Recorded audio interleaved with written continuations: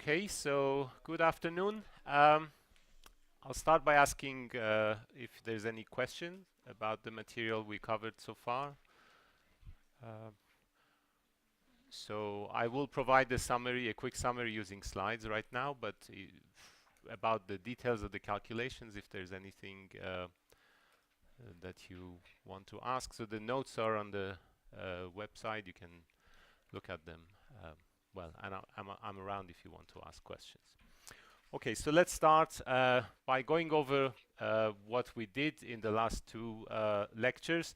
So we looked at phoretic active matter, and the idea was let's suppose that we want to take normal passive colloids and make them active by providing them with a mechanism that can be realized experimentally.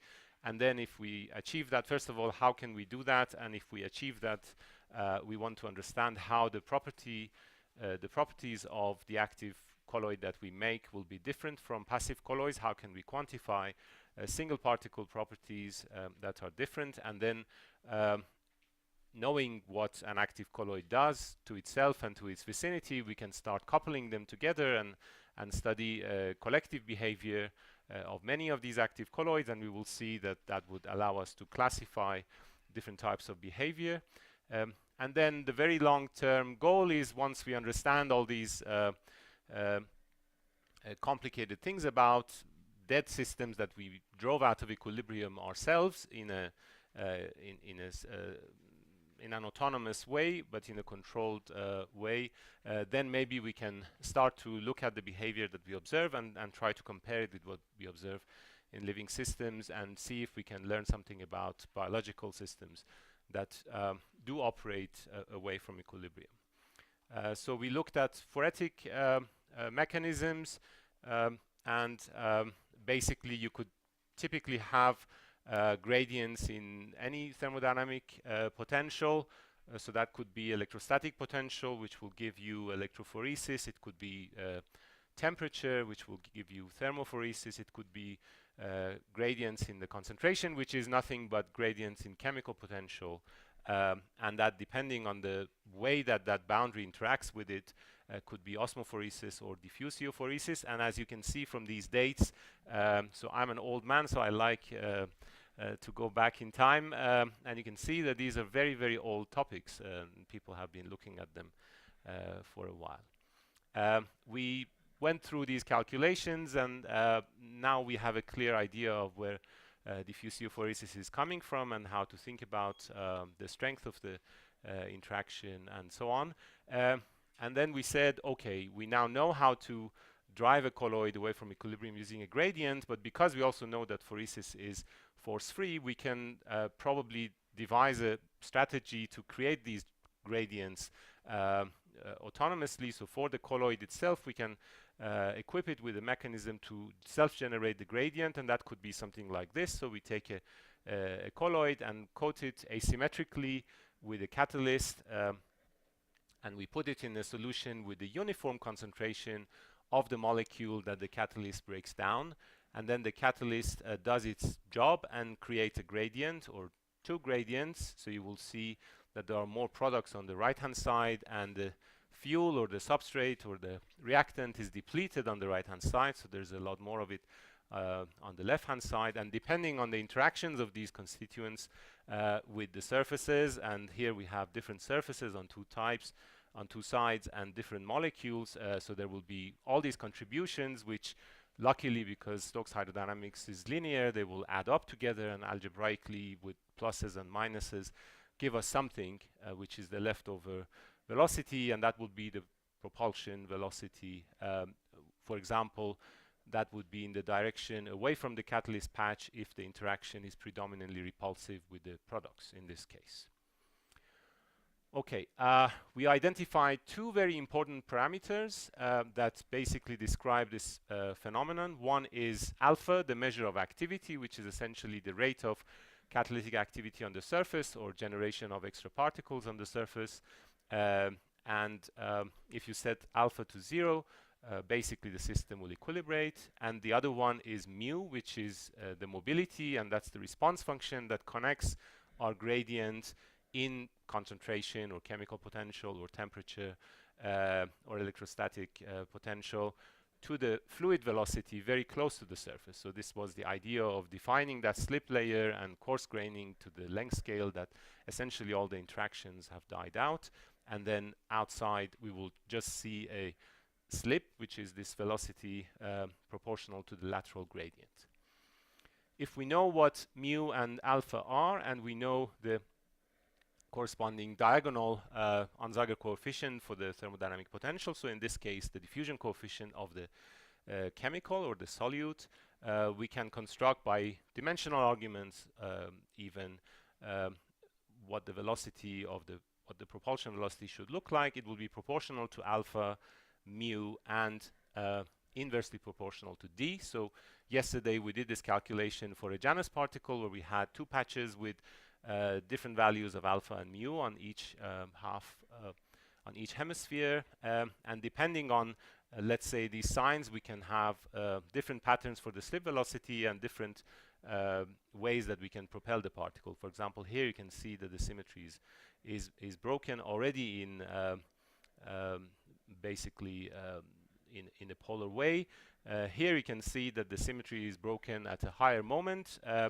So you have a situation where reaction is happening in the hemisphere of this Saturn-like particle.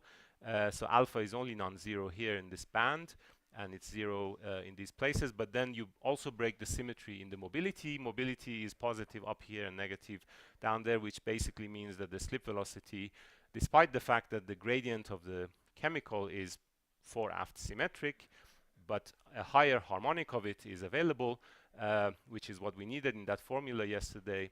The symmetry is broken by mu, and you get a propulsion velocity. And as I said, this kind of thing is generic for any type of phoretic mechanism. Okay, so before going to experiment,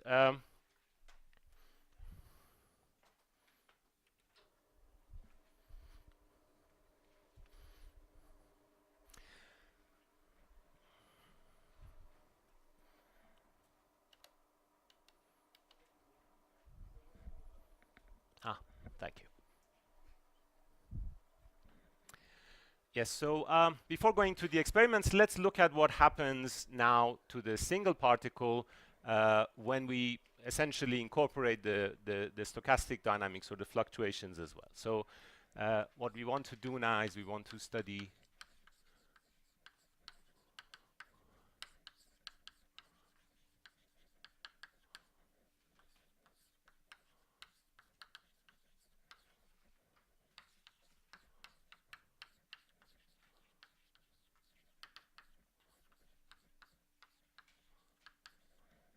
the stochastic dynamics of a single self-phoretic colloid. So suppose you have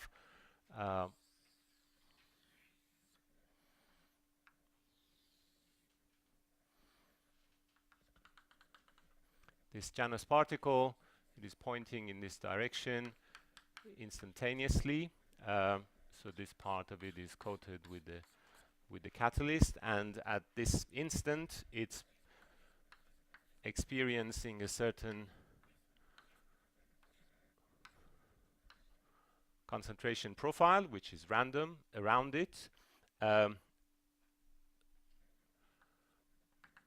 Let's say the colloid has radius r, and we want to see how we can describe the stochastic dynamics of this object while it is self-propelling and also interacting with this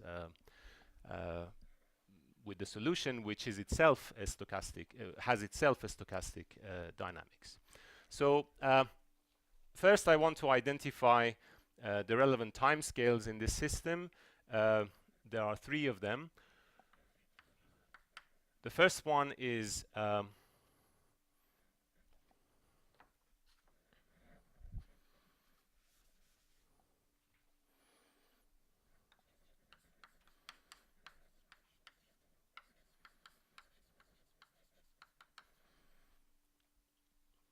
time scale that describes the crossover between inertial behavior and viscous behavior. It's called in hydrodynamics the vorticity diffusion time. We call it tau sub h, and this is basically controlled by the size of the particle squared divided by the kinematic viscosity of the solvent or solution. Then we have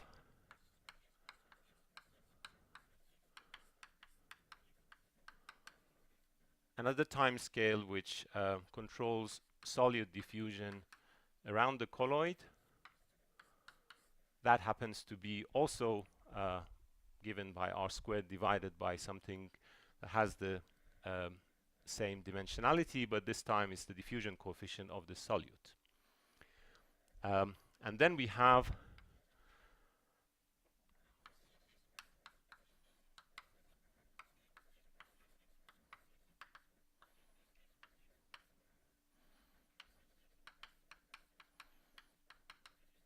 the time scale for the rotational diffusion of the colloid or the diffusion of the orientation vector. And we call that tau r.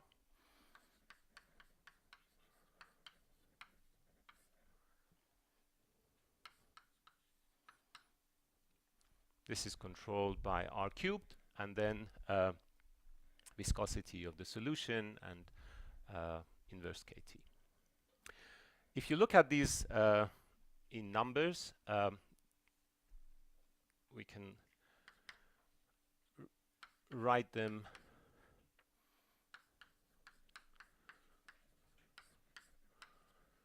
in a way that can be very quickly used when you're thinking about an experimental situation.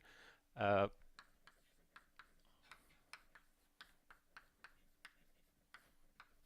think when we had chemistry in high school, we used to do things like this, so I quite like it for thinking about this particular system.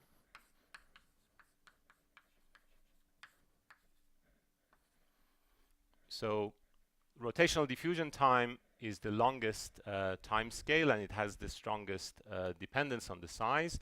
It's around a few seconds for a micron size object. Diffusion time for the solute is around a millisecond for micron size, and vorticity diffusion time is around a microsecond. So we in fact have a very natural separation of time scale.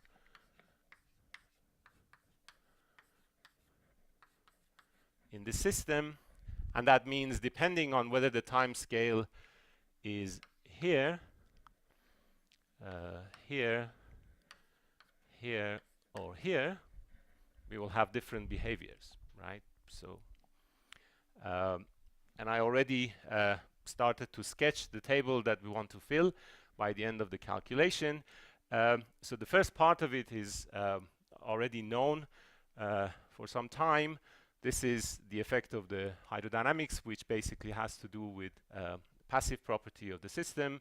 We know that mean square displacement below the time scale for the crossover between inertial and viscous behavior behaves as t squared. This is simply because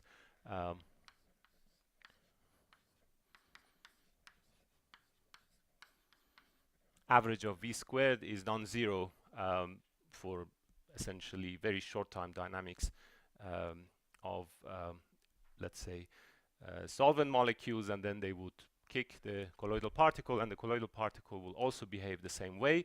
So this is essentially something like kBt divided by the mass of the colloid. And then there's a crossover to diffusive behavior at longer times, but this diffusive behavior is going to have a so-called long time tail, which is importantly an anti-correlation. So it's a correction which has an anomalous exponent and a negative sign. Basically, this was discovered first by Alder and Wainwright, and I think I learned it from Don Frenkel when I was a student in a summer school some 20 odd years ago, somewhere nice. It was discovered in simulations, and later on Zimmermann in the early 70s worked out the exact form of it and derived it from Navier-Stokes, fluctuating Navier-Stokes hydrodynamics. Okay, so this we know, and then we want to see what happens when we look at this additional structure and basically combine all these effects. In particular, okay, so let me say that later when I get to that. So I want to write down my equations.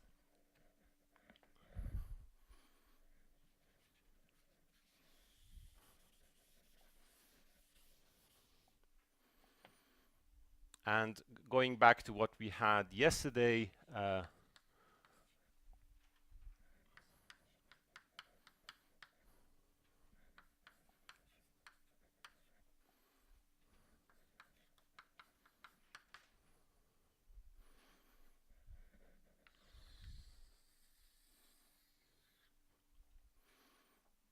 I basically need to start from the diffusion equation of the concentration C of the solute molecules of the chemicals.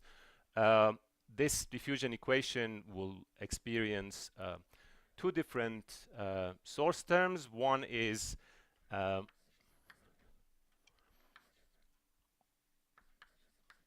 chemical activity, which is concentrated on the surface of the colloid. So imagine you're in the comoving frame of the colloid.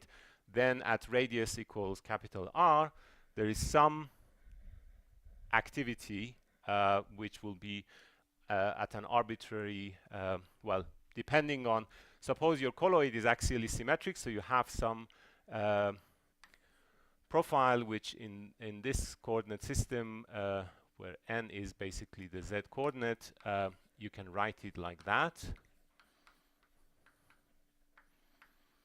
And then this vector is rotating stochastically in space. So then essentially that will produce for you a function here which will be stochastic. So alpha of theta and phi and t will be a stochastic function which basically will be determined by the stochastic dynamics of the orientation. In addition to that,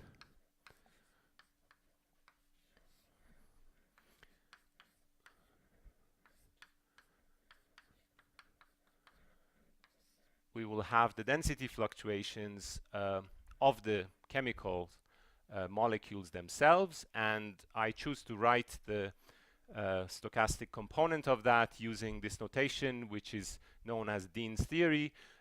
Essentially, what you do is you look at the stochastic dynamics of number fluctuations, and every time you calculate a correlation function for various moments of the concentration, you realize that that is a function of lower order moments of the same field.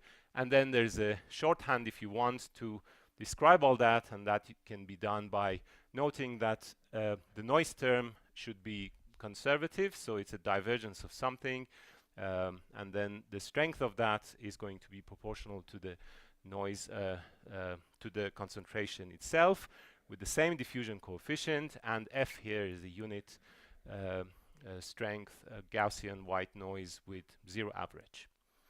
So basically average of F is 0 and average of Fi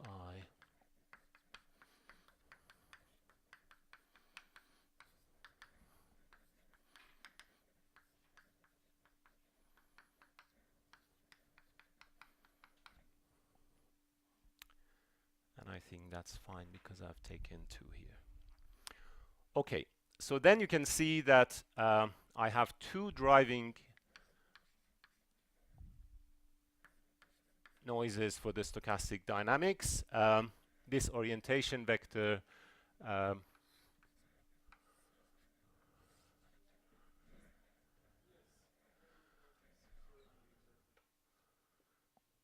there's a noise. There's a smell.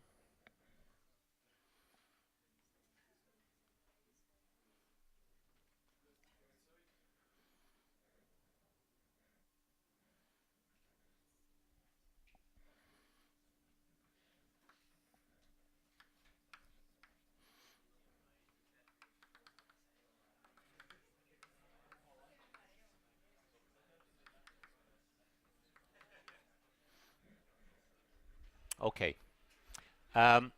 So basically, if you think about the stochastic dynamics, essentially theta and phi values for the orientation vector at any instant of time, which will be controlling this function alpha, will drive this stochastic noise. So this will be driven by rotational noise, and this will be driven by density fluctuations.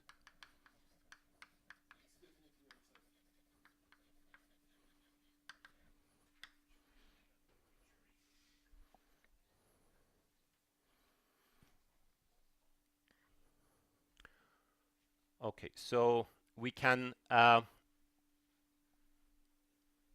build up the right-hand side in a way that can be used to solve this equation. For example, we can write our alpha of theta, phi, and t as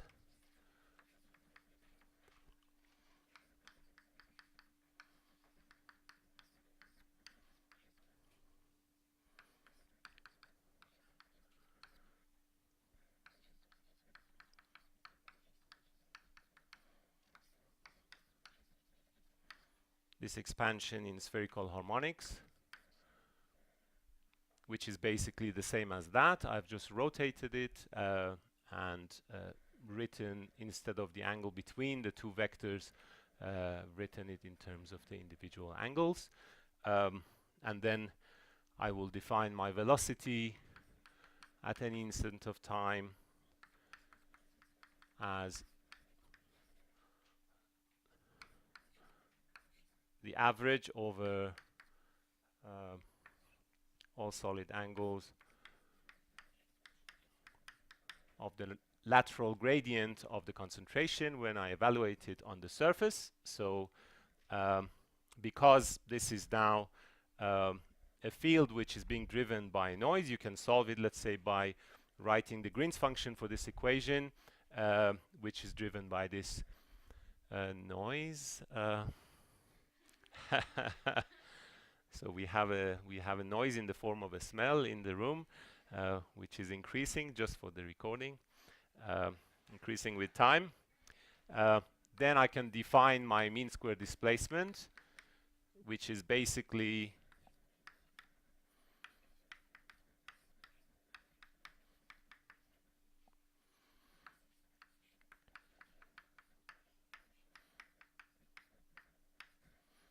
double integral of the velocity autocorrelation function. So using, so here is how the calculation works. You have the equation, you solve it using a Green's function, so you can write the Green's function for the space outside of a sphere, which is bounded by no flux boundary condition on the sphere, and then write an expression for C everywhere in terms of an integral of the noise term, or the noise terms, and then calculate the lateral gradients, integrate that to calculate the velocity, and then do velocity autocorrelation by doing the averaging, and the averaging will involve averaging of the orientation noise and averaging of the noise that describes density fluctuation. And by doing that, essentially we will get an average for the concentration itself. Yes? Theta n and phi n, I added it in a sneaky way to the diagram when you were talking about the smell. So my n has these coordinates in spherical coordinate system, and basically that means these are stochastic functions of time, and via this expansion alpha will be a stochastic function of time.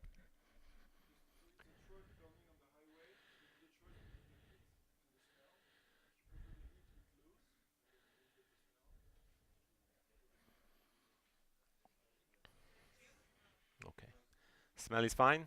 Yeah, good. Okay, so is this clear how we do the calculation? So here is the procedure. Step number one, we solve for C from this equation using the statistical properties. Yes. Yeah, so the way we don't linearize it, the way we do this is we will solve for C in terms of c itself, right? And then we calculate average of VV, which will be average of CC, and then average of CC will be in terms of 1 power of C, which will be average C. And we know how to deal with average C. So if we're interested only in mean square displacement, the calculation will be exact. If you're interested in all moments, then you will need to deal with the hierarchy. Okay? Yes, so step number 1, solve this equation for C using this right-hand side and the basically noise spectrum or information that we have for both noises. Step number 2, calculate velocity using this integral. Step number 3, put it in this double integral, calculate the average, and call that mean square displacement. We do that for all 4 time domains that I told you about. Okay, so t between less than tau h, between tau h and tau d, between tau d and tau r, and higher than tau r. And then we obtain different types of expression. In fact, everything here can be done exactly, so you will have closed form expressions. I will just tell you about some asymptotic forms and some scaling arguments so that you will have a feeling of how the physics is. And then you can do the calculation yourself. Okay?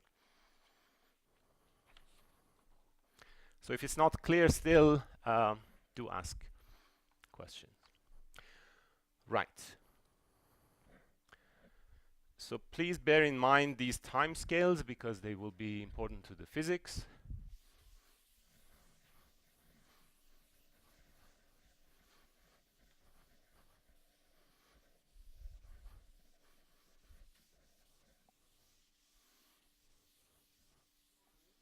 Yes.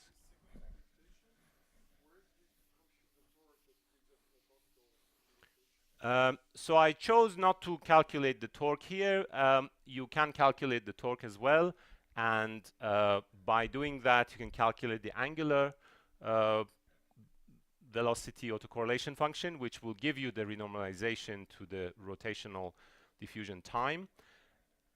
Numerically it will be a small correction, so I basically chose not to do that here, and essentially I just look at that and I assume that theta here, which is going to control alpha, so the orientation will just randomize its orientation with the same rotational diffusion coefficient.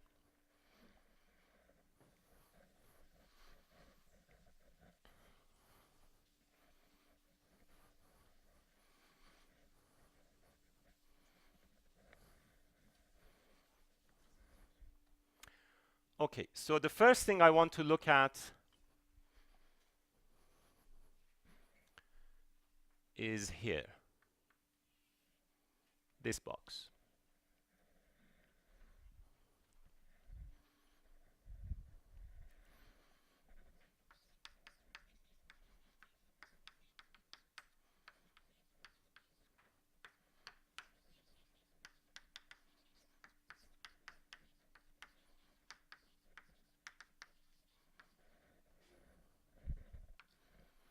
So suppose you have a sphere, and this is, for example, releasing randomly chemicals. Yes.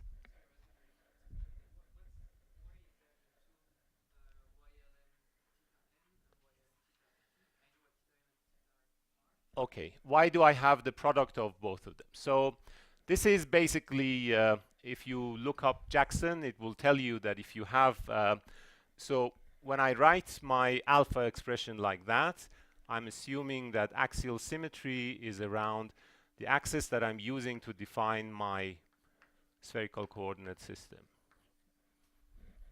Okay? When axial symmetry is around another vector, and I want to keep my lab coordinate because I want to characterize things in the lab coordinate system, then I have to essentially deal with the angle between that, well, the lab coordinate z direction and the orientation vector, or if you want, I want to, at any point that I choose, I want to use the angle. So let me choose a point here. If you call this angle gamma,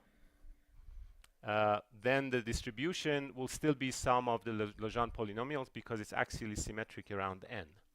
However, if I want to describe a function which is Legendre polynomial PL of gamma in terms of the two sets of coordinates in spherical coordinate that describe the two orientations, then I need to do this product expansion. Okay, so it's basically writing PL of cos gamma in terms of products of the YLMs. Okay. Do you remember this from Jackson? Are you so old? When did you do Jackson? You never did Jackson. Okay. Okay. They should make this a law that you should all do Jackson to become a physicist. Okay.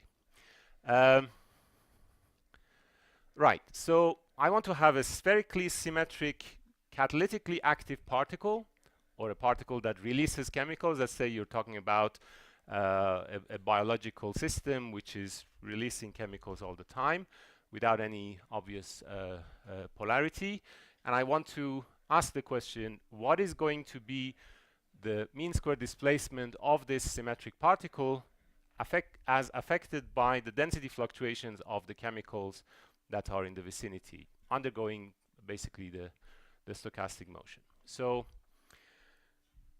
this calculation you can do exactly, but instead of doing the calculation exactly, I want to provide a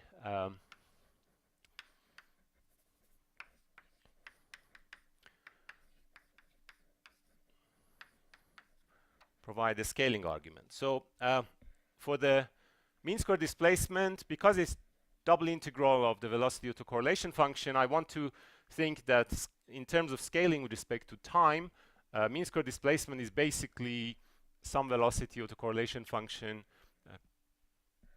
times the t squared, or if you integrate it twice, it's the same effect. What is velocity? Well, velocity is mu times grad c, and as far as I'm concerned, this is basically mu times a measure of density fluctuation divided by the size of the colloid, because we're doing a scaling argument. So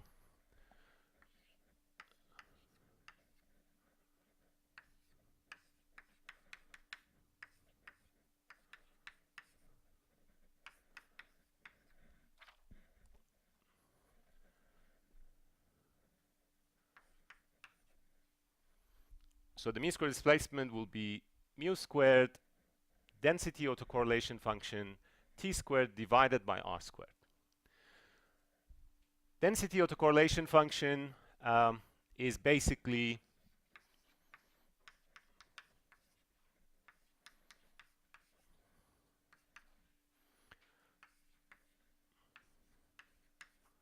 equal to the density fluctuations times something that you can call the heat kernel. It's basically the response of the diffusion equation or heat equation when you evaluate it at the same point in space. So this is nothing but the diffusion kernel when you set x to x prime. And I want to do this calculation in d dimensions, so this will be 1 over dt to the power d over 2. Okay, that is clear. Essentially what I'm saying is the memory in density fluctuations will be controlled by instantaneous density fluctuations, that's the strength of it, whatever that is, times how memory is lost via diffusion equation in time. And that is basically, so you probably all have a crisp memory of what people call the heat kernel.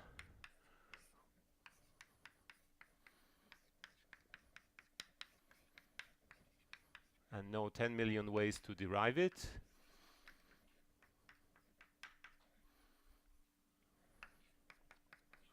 This is what I'm talking about, right? This is the Green's function for diffusion equation in d dimensions. Okay, what is a measure of density fluctuations without worrying about the time difference?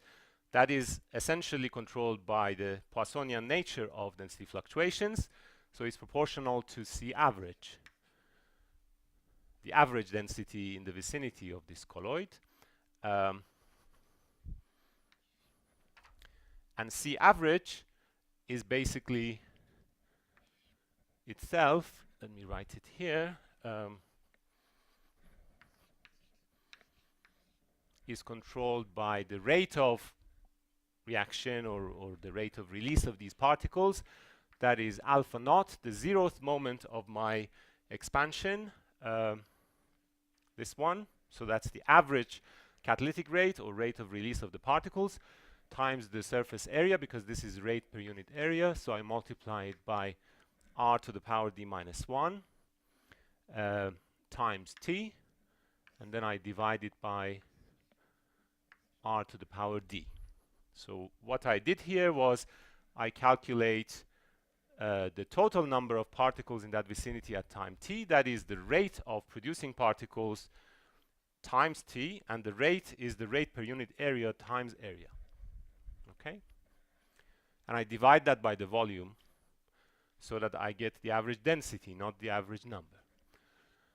So average density becomes alpha naught T over R.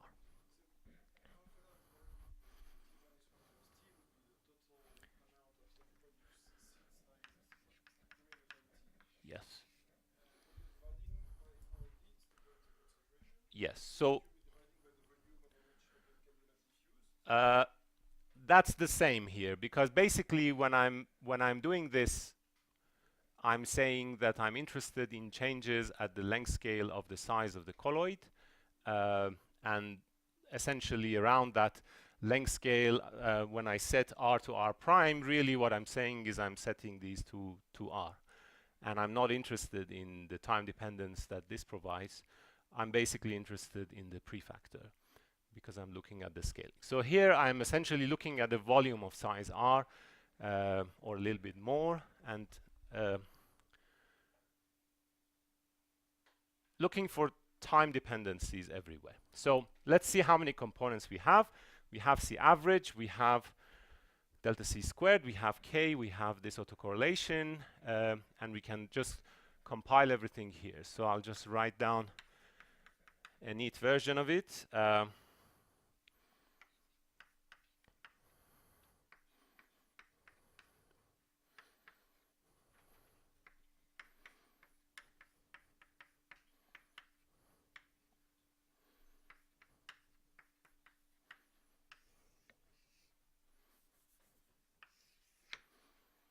So what I obtain is that, and essentially I can tidy up all these dependencies,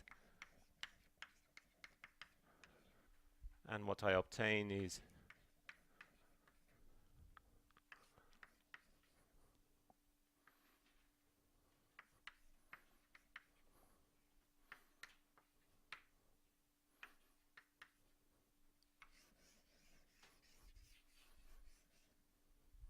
the following expression.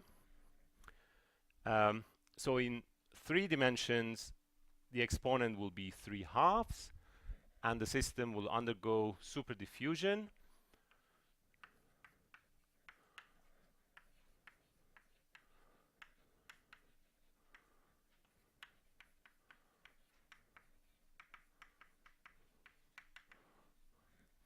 And essentially the physics is very simple. The cloud around the colloid is undergoing density fluctuations, so it's polarizing all the time. You will have basically more particles on one side and less particles on the other side, and so on, fluctuating all the time with the density fluctuation. And that is exactly the kind of thing that will give you the propulsion, right? You need this instantaneous asymmetry in the cloud. However, that decorrelates over the time scale of tau d.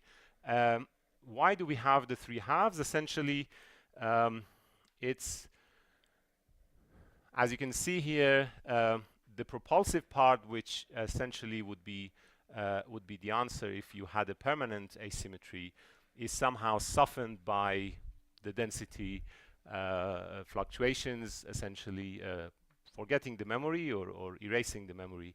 And you can see that that depends on the dimensionality. So for example, in 2D, that happens only logarithmically, and you get almost something that looks like propulsive behavior, which is very interesting. Okay.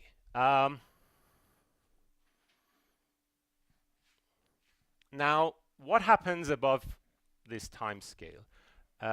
Essentially, when you do this calculation, you have the exact expression, so you can cross over from one behavior to another. What we expect is diffusive behavior, because essentially at the longest possible time scale, we cannot expect any symmetry breaking from the system. It's a symmetric colloid in a symmetric bath undergoing fluctuation. So there has to be crossover to diffusion.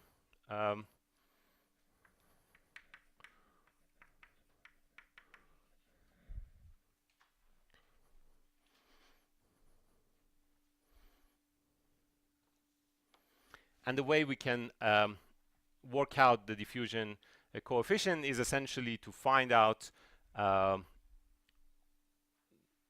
the difference between this t dependence and the linear t dependence, and whatever time dependence we have, then we will essentially replace t with r squared over d. So leave one factor of time here, take the rest of it and replace all that by r squared over d, which will be tau d, which is essentially the correlation time at which the memory is lost, and then you will obtain an expression for the effective diffusion coefficient. So the outcome will be,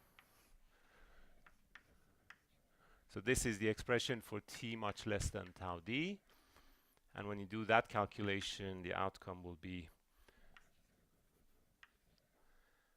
alpha naught mu squared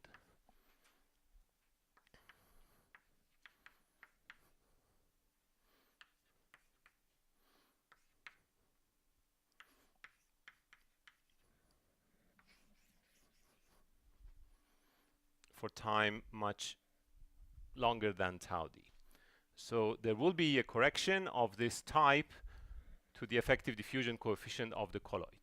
So Stokes-Einstein will have 1 over r dependence, and then there will be a 1 over r to the d minus 1 dependence coming from this. Okay, what about up here? So any questions so far? Yes. Yes, tau r is not relevant here because the sphere itself is fully symmetric. So if it rotates, it doesn't really influence the density around it in any way.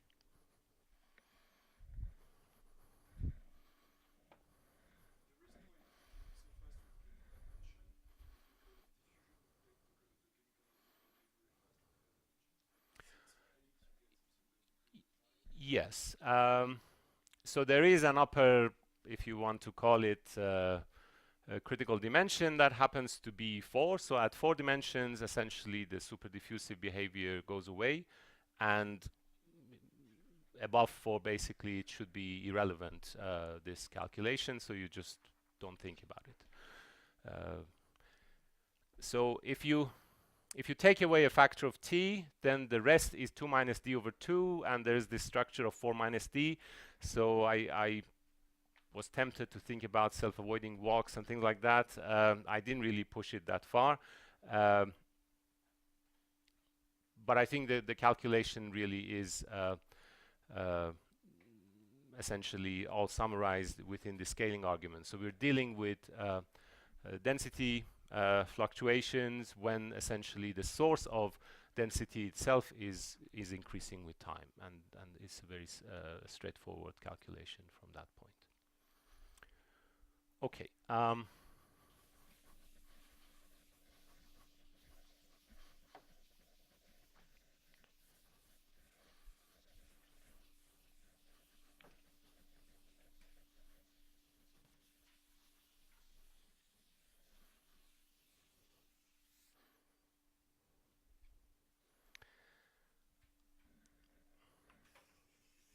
Yes.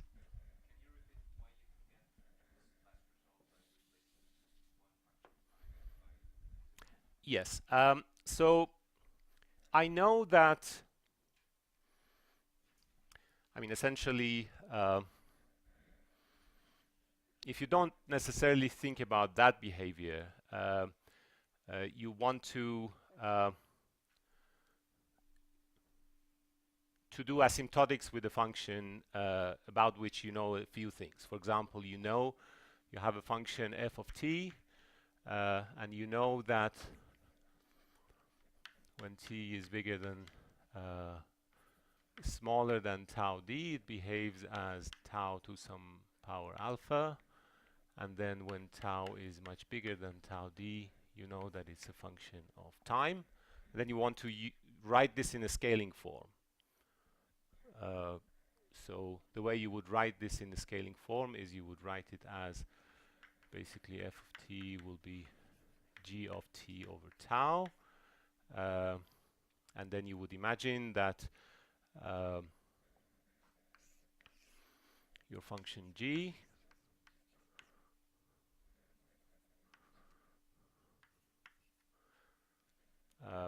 will basically start as a power law, and then cross over to a line. Maybe it's easier for me if I take out a factor of t and then think about the rest. So asymptotically, I know that above this I will reach a constant, and when this is 1, essentially this will be some algebraic function. Let's say it looks like that. So if you do log, this will be a line, and then this would be another line, right? And you can do the asymptotic matching when this factor is 1. And that tells you that essentially to get the form of asymptotic matching to work, you have to match the value at 1, which if you do this right, it will be a constant here or 1 there. If you ignore the prefactors, then essentially you can get this plateau by replacing t by tau. Okay.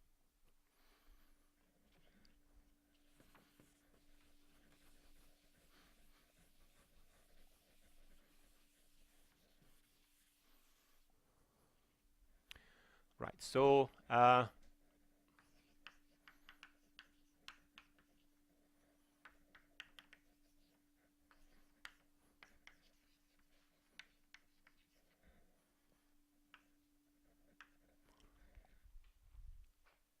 when you have an asymmetric object like this, then essentially, in addition to the density fluctuations, which will give you a similar term, you will have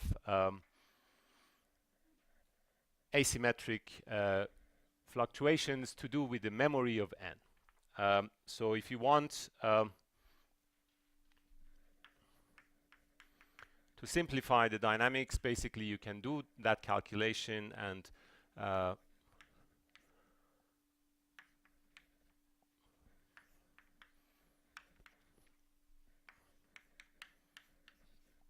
show that instantaneously it will not be possible to relate the velocity to the orientation anymore, because basically at any instant of time the velocity is not controlled by n, it's controlled by the cloud of chemicals around it.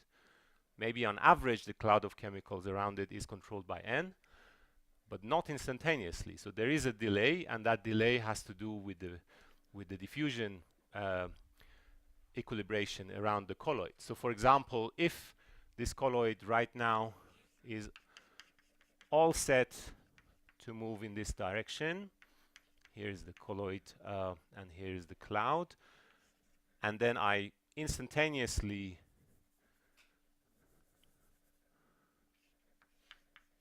rotate the direction like this,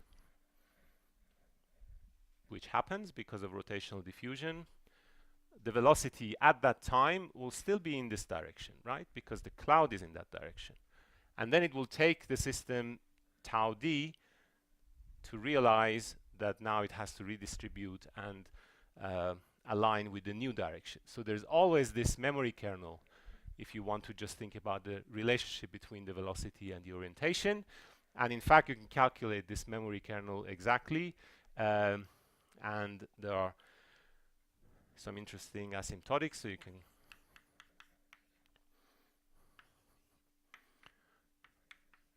show that the short times it's controlled by a power minus 1/2. And at longer times, the exponent is minus 5/2. Yes?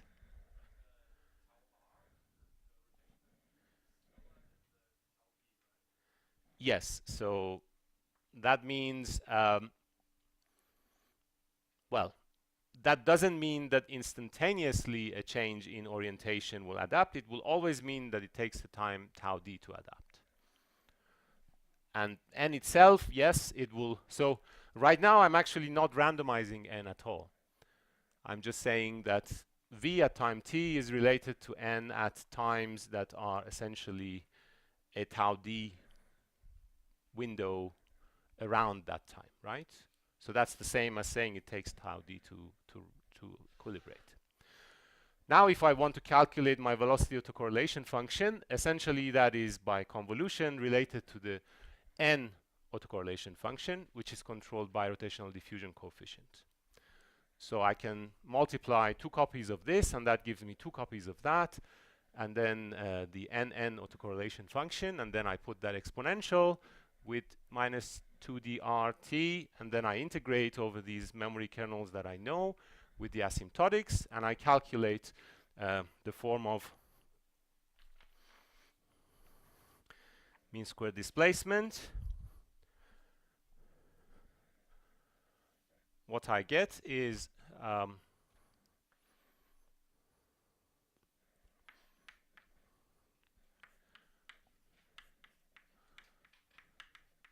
propulsive behavior when time is between tau h and tau d. And by that I mean squared displacement is equal to v naught squared. I forgot to say what v naught is. It's minus alpha 1 mu over 3d. This is the propulsion velocity of the colloid in this expansion in terms of harmonics. It picks up the first component of alpha. So there is no anomalous long time tail in this domain. However, at times higher than tau d, you will also have propulsive behavior.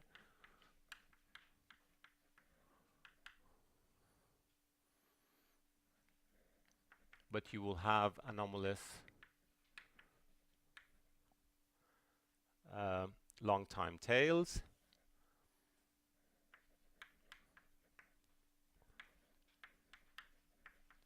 With the exponent 3/2. So that's a new long time tail. It's different from Alder and Wainwright, but it has the same structure.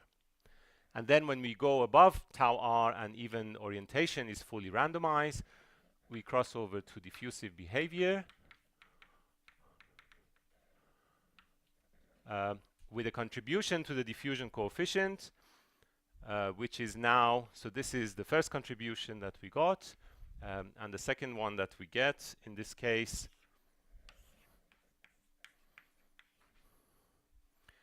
is proportional to alpha 1 squared mu squared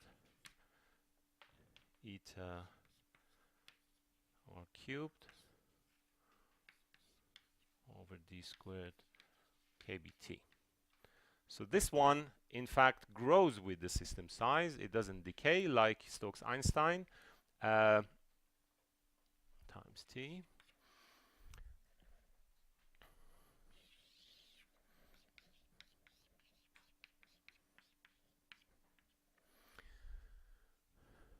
And essentially what this picture tells us is, okay, if we make these colloidal particles and we watch them, so we experimentally follow them and measure the trajectory and calculate mean square displacement, depending on the time resolution of our particle tracking, we can have different types of behavior, and depending on the colloid. So if we have a fully symmetric colloid, we will have crossover from inertial to this anomalous super diffusive behavior to diffusive behavior, and for an asymmetric one we have inertial behavior and then propulsive behavior already above tau h, and then we will have an anomalous long time tail appearing above tau d, and then crossover to diffusive behavior above tau r. Okay?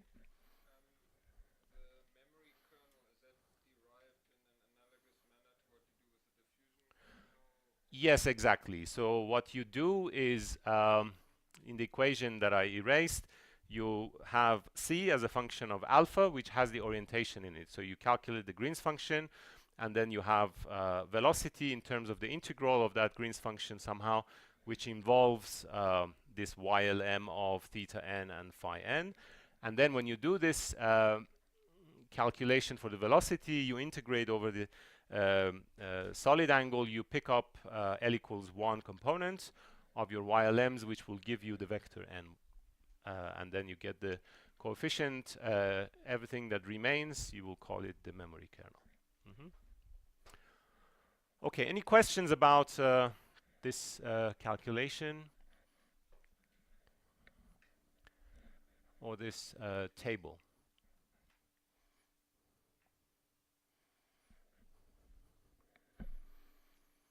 Right. So then let's look at the experiment. Now, since yesterday I realized that slides are allowed, so I have some slides. I didn't know it before. Okay. So welcome to the illegal world of underground world of using slides.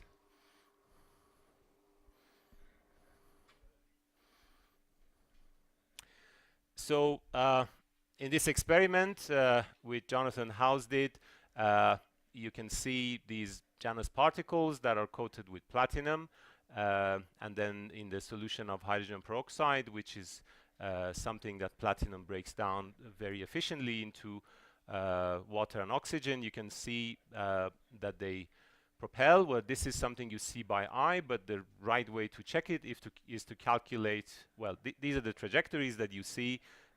So here you can see a control experiment where the platinum patch is not there and you're increasing the concentration of hydrogen peroxide. Nothing really changes over the same time domain that you're making the observations. Here you have the platinum patch and you can see that the trajectories become enhanced, but they don't go on a straight line. Ultimately, they give you diffusion.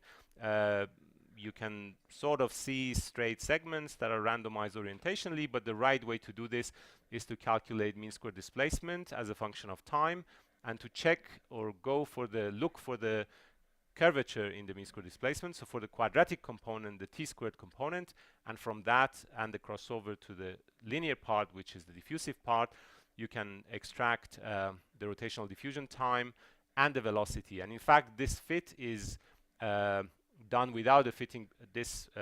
Extracting the velocity is done without a fitting parameter. So the expression fully basically is compared with the expression you have for the crossover between propulsive behavior and diffusive behavior, which is randomized over tau r. And from that you can read velocity.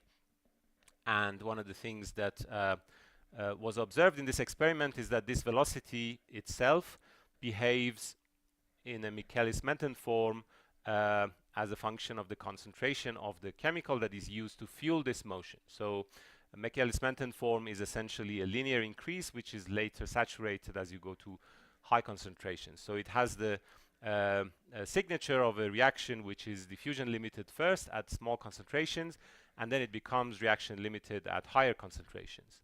And this is very interesting because if you think about it, we are using particle tracking under a microscope to try and understand the details of a catalytic chemical reaction which is happening on a metal catalyst on the surface involving molecules. So a molecule of hydrogen peroxide attaches the platinum and then is converted into some other things.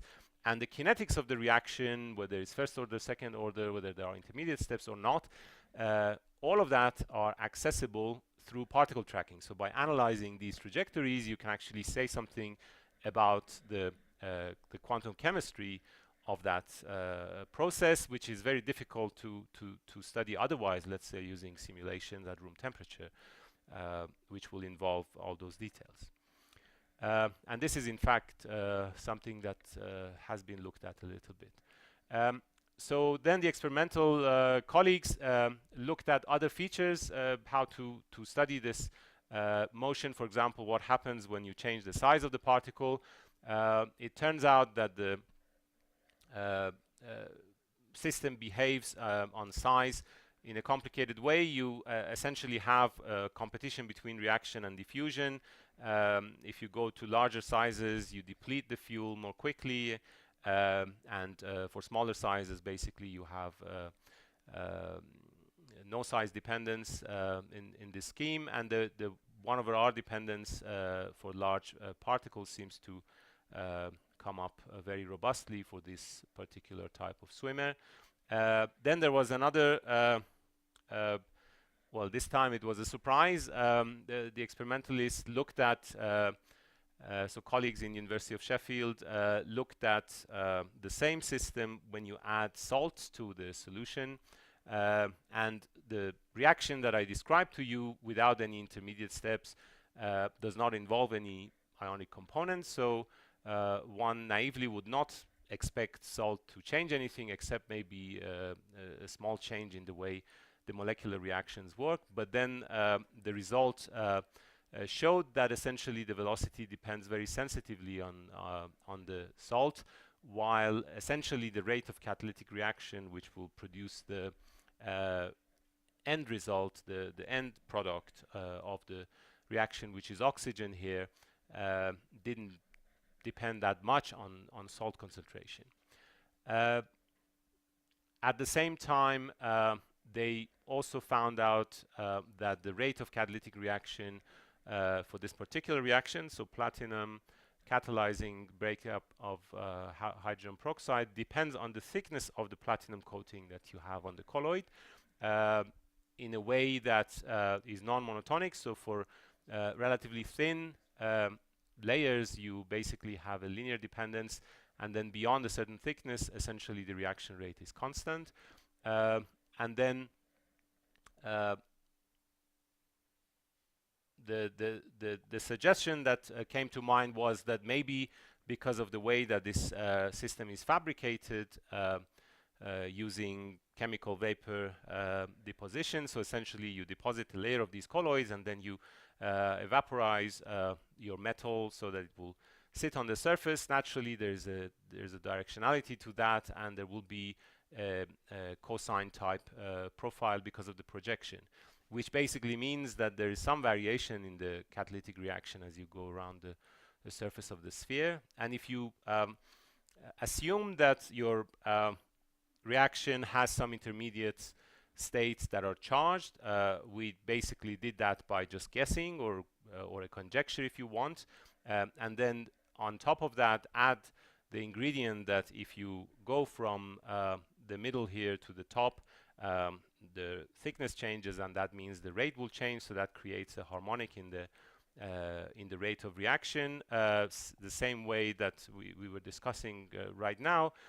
That basically suggests that there can be a possibility for protons to be generated at some point and be taken back by the system. So there could be proton loops around these catalytic particles, and when you add salt, you essentially screen the electrostatics, reduce the zeta potential of the colloid, which means that the interaction between the protons in the vicinity and the surface, or the electric field that they generate, will decrease. This was, at this point, it was just a guess work or conjecture if you want, which did agree with the experimental data, but didn't really, I mean, we didn't really have any way to prove that this was the case. It could have been any other explanation, and there were other explanations in the literature.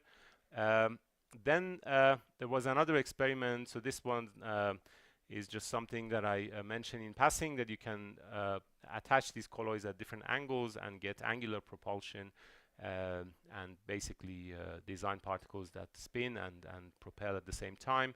And you can calculate mean-square displacements for that and see agreements with experiment. Again, these fits are over-prescribed, so when you do them, not only you extract values for velocities, in this case angular velocity and translational velocity, but also you check consistency of your fitting procedure. So the experiment that came along, which was very surprising, was that these catalytic particles, so again, the same Janus particle with platinum coating and hydrogen peroxide, when it's near a surface, its orientation is quenched by the surface in the parallel direction. So here you're seeing a video of basically an arrangement like that. So the colloid has found a corner, and so if you have a colloid which is near a surface, the out-of-plane orientation will be quenched, and you're seeing the mean-square displacement curves here from the experimental data. If you constrain it by another plane, then basically the colloid is left with only one dimension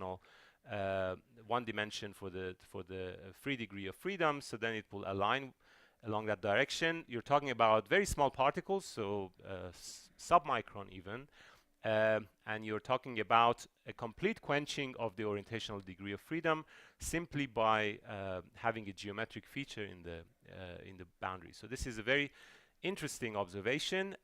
Initially, I had no idea why it's doing this, and it took me a while, maybe a couple of years, to think about it. And essentially, it was during this time that the salt measurements came out, and we had to think about that experiment. And somehow, independently, the two click together in the sense that what you might assume or use as a guesswork or conjecture to solve the problem, not the problem, but to explain the observations of the system that has salt, will naturally lend itself to a solution for this paradox, which is the quenching of the orientation. And essentially that works as follows. So these are just equations describing the effective dynamics of the colloid near a surface and explaining the notation, so the radius and the thickness and so on.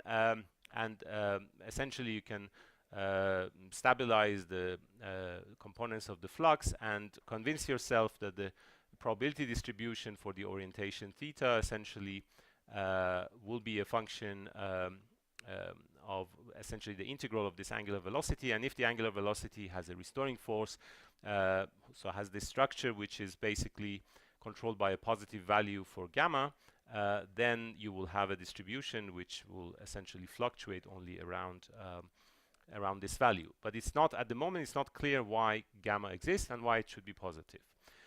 So then the data suggested that gamma in fact scales with V over A, and that means the stronger the catalytic activity, the higher the velocity, and the stronger the quenching of the orientation. So a very, very fast catalytic particle will also have a very sharply oriented direction for its motion, and this basically is inversely proportional to the size. And by fitting to the experiment, essentially you can convince yourself that this leftover prefactor is more or less of order 1. So essentially there has to be a hydrodynamic description for this phenomenon.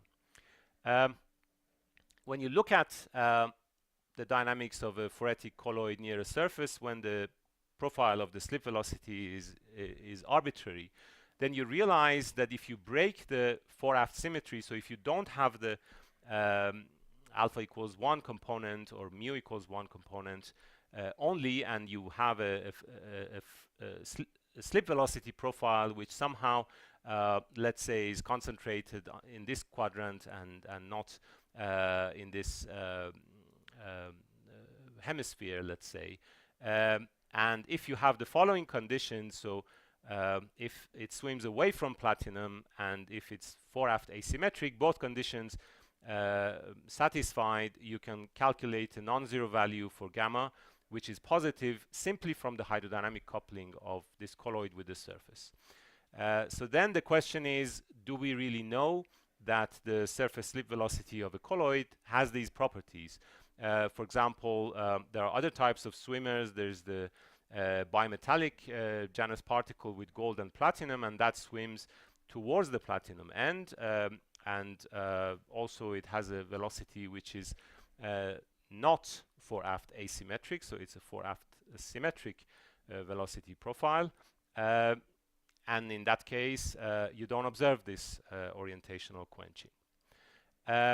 So the final piece of the puzzle for me came out recently when finally the fluid flow profile near these colloids was measured, the group of Steve Evans, using particle imaging velocimetry, and essentially from the experimental data you can clearly see that there's a high concentration of the slip velocity in these two angles, which corresponds to those basically what you would expect from the proton loop, or the concentration of the activity in this 45-degree area. They did it for two cases, both in a co-moving frame of a freely swimming sphere, and this is basically what you would expect from the theory to match with that. And for the case where the particle is kept by a constant force, and essentially you neutralize some of the polar behavior, and you still see very strong activity in these corner areas as the theory would predict. So I think with these three different experiments, for me it's very, very difficult to imagine any other explanation that can explain, or any other scenario that can explain all of these experiments. I don't know of anything else that at the moment exists in the literature. There are other alternatives that explain some parts of the observations, but not all of them at the same time. Okay, so are there any questions about the experiments?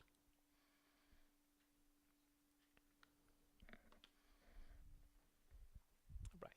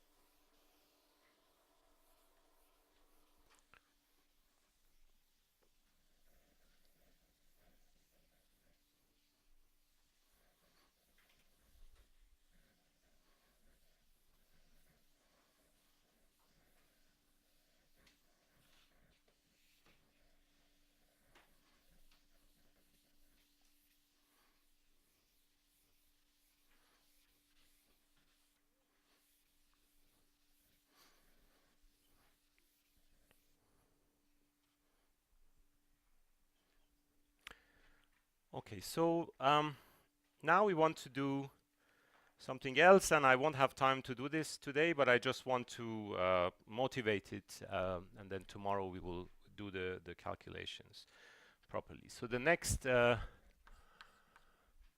thing we want to do is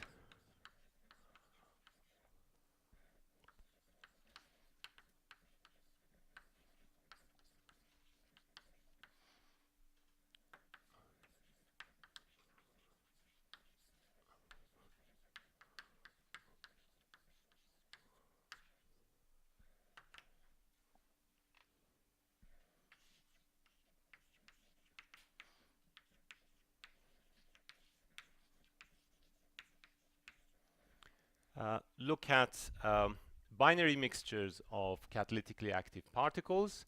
Because these are complicated systems, let's forget about the polarity and for now just take spherically symmetric particles, but two different types. So I want to have a particle A and a particle B. So particle A is characterized by alpha A and mu A.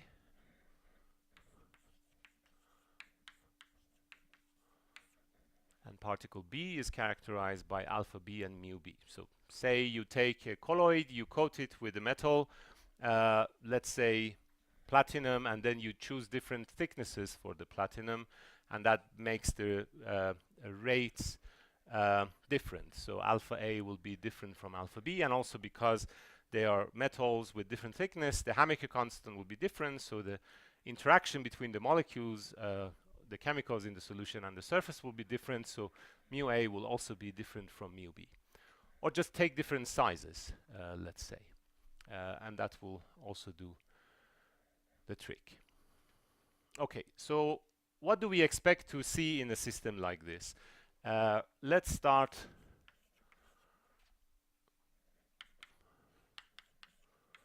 again from what we know. So we have these particles type A and B, and then we also have the chemicals which satisfy diffusion equation, and then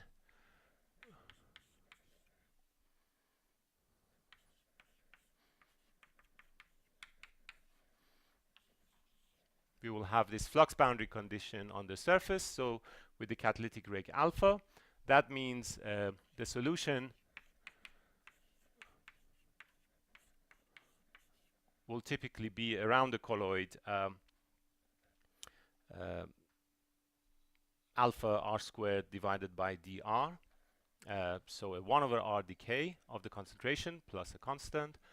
And then we know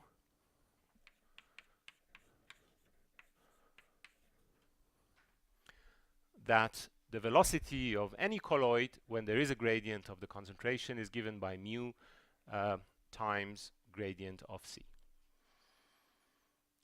Now, here we have two particles that are both acting as sources of this chemical. So there are two 1 over r decaying concentration profiles, and I can calculate the velocities of the two particles. So the velocity of particle A is minus mu A, gradient of C at A, and that is minus mu A, alpha B,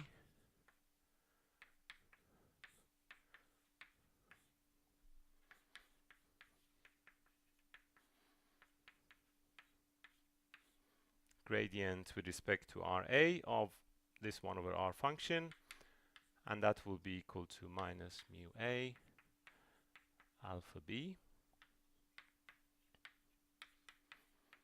r squared over 2d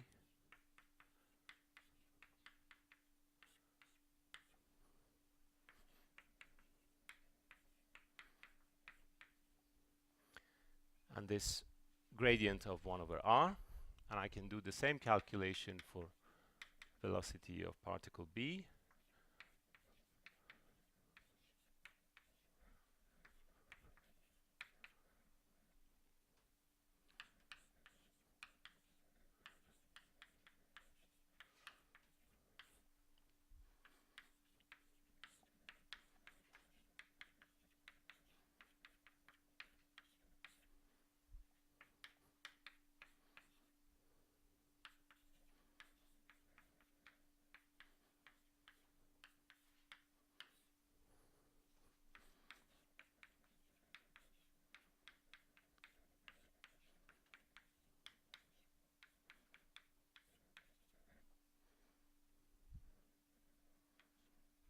Okay. So as expected, I got something like the electric field or the gravitational field, which is exerted on A particle by B particle and vice versa. That's gradient of 1 over r.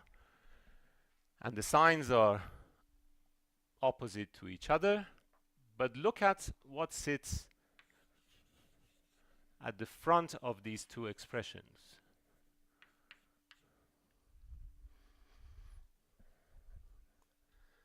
So the products are different. For the velocity of a particle, it's mu of a particle times alpha of b particle, and for the velocity of b particle is mu of b particle times alpha of a particle. So if I am to think about this system as an electrostatic system or a gravitational system or a generalization of those, I need to think about a case where the charge or the mass that produces the electric field, that's alpha, is different from the charge or the mass that responds to the field produced by other people. In normal electrostatics or gravity, these two charges are the same. We don't really ask why, but there is no reason for these to be the same. The only reason is that if they are not the same, action-reaction symmetry would be broken, and in this case, it is broken.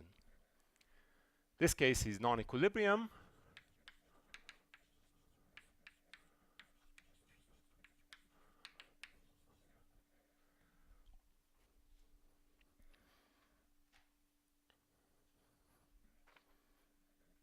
And basically, the breakdown of action-reaction symmetry is a manifestation of this non-equilibrium activity. So we're dealing with a generalized Coulomb gas, if you want, or gravitational system with the added structure that action-reaction symmetry is broken. This is not unfamiliar. If you think about it, let's say in human relations, we have that. So, you know, it could be that I like some person and that person doesn't like me back, right? There is absolutely no reason why there should be reciprocity in liking each other or anything that is not about fundamental particles like charges and masses and so on. And that's exactly why we are not always at equilibrium. This kind of symmetry breaking can create frustration. For example, this person might run away and this person might chase that person and so on. And we will see situations like this. Yes. So I think if there are any questions, maybe we can talk about questions, but this is probably a good place to stop for me. Are there questions? No. Okay.